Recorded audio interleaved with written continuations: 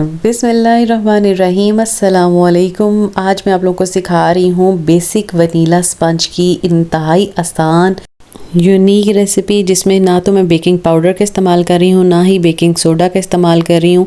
बस कुछ tips and tricks हैं जो आपने सीखने हैं। तो चलिए रेसिपी स्टार्ट करते हैं। सबसे पहले मैंने रूम टेम्परेचर के लिए हैं 4 एग्स।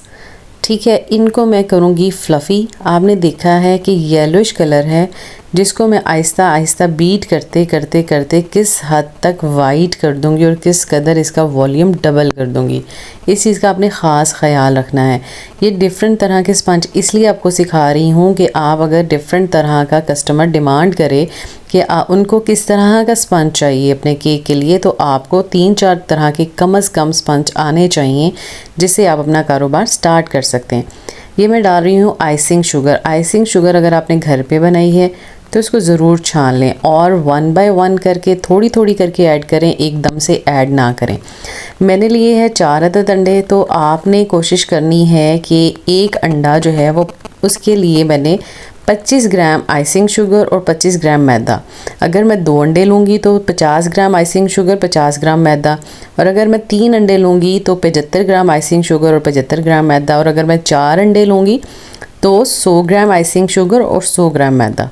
ठीक है, ये सिर्फ 3 इंग्रेडिएंट्स हैं जिनके साथ मैं बेसिक स्पंज बना रही हूँ। और इसमें मैंने डाला है वनीला एसेंस, क्योंकि स्मेल अंडों की इसी से जाती है और कोई तरीका नहीं है। कोई भी एसेंस, कोई भी खुशबू आप डाल लें तो उससे ही स्मेल जा सकती है। मैदा आपने हर हाल में छान कर ऐड करना है। ये मैं आपको सिखा रही हूँ वनीला का स्पंज, और नेक्स्ट टाइम इंशाल्लाह मैं चॉकलेट का स्पंज आपको मेंटेन करना सिखाऊंगी। ये देखें, अगर 4 अंडे लिए थे तो मैंने 100 ग्राम आइसिंग शुगर ली और 100 ग्राम मैंने मैदा लिया। और अब इसको 1 साइड में फ़ोल्ड करूँगी।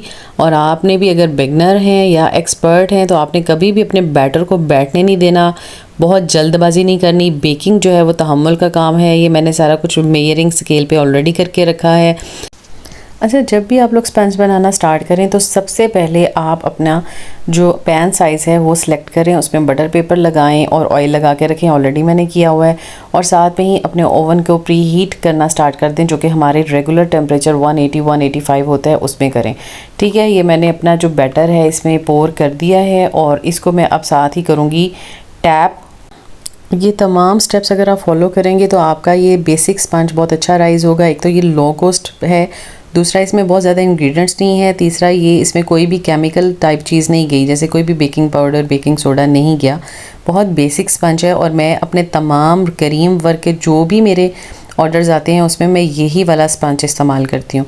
और आपने जो है ये देखें, अगर मैंने 8 बाई 8 इंच का पैन लिया है 4 अंडों के लिए, तो आप 7 इंच का पैन लेंगे 3 एग्स के लिए, और 6 इंच का पैन लेंगे 2 एग्स के लिए, और 5 इंच का पैन और 4 इंच का पैन, इसमें भी आप एक अंडा और 2 अंडों के साथ बना सकते हैं। ठीक है, यकीनन आपको ये तमाम बातें समझ आ गई होंगी। अब मैंने शाशलिक स्टिक इसमें ऐड की इसलिए की है कि इसमें जो भी एक्स्ट्रा बबल्स हैं वो ख़त्म हो जाएं और केक हमारा प्रॉपरली बेक हो जाए।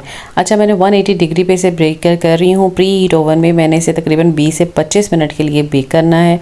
आपने इन तमाम बातों का ख्याल रखते हुए अपने ओवन को बार बार चेक नहीं करना। टेम्परेचर अप एंड डाउन हो जाता है। अगर बार बार चेक करेंगे तो आपका केक, आपका स्पंज कोलैप्स हो जाएगा या अंदर से बैठ जाएगा। ये देखिए जी, मैंने तकरीबन 20 से 22 मिनट के बाद इसको बाहर निकाला है और ये देखें कि ये बहुत अच्छा बेक हुआ है। पतीले में तकरीबन ये 30 मिनट लेगा और गैस ओवन में भी तकरीबन 25 मिनट इसको एग्जैक्ट लग जाएंगे। अगर आपको मेरी ये वीडियो पसंद आई है तो मेरे चैनल को लाजमन सब्सक्राइब कीजिए, लाइक कीजिए, क्योंकि इस पे तमाम वीडियोज़ ऐसी आ रही हैं जो आपके लिए बहुत इन्फॉर्मेटिव और बहुत हेल्पफुल हैं। ये देखिए हमारा बेसिक वनीला स्पंज किस कदर अच्छा हाइटेड बना है, सॉफ्ट बना है। इसकी सॉफ्टनेस मैं अभी आपको चेक करवाती हूँ। मुझे दें इजाज़त, दुआओं में रखिएगा याद। नई वीडियो के आने तक मुझे अपना फ़ीडबैक ज़रूर दीजिएगा। आपको इस चैनल पे तमाम की तमाम इंफॉर्मेटिव वीडियोस मिलेंगी इंशाल्लाह। जो लोग इस पे कमेंट्स कर रहे हैं मैं उनको रिप्लाई कर रही हूँ। क्या आप डिफरेंट सीखना चाहते हैं मुझे वो भी बताइएगा। हमेशा खुश रहें। अल्लाह हाफ़िज़।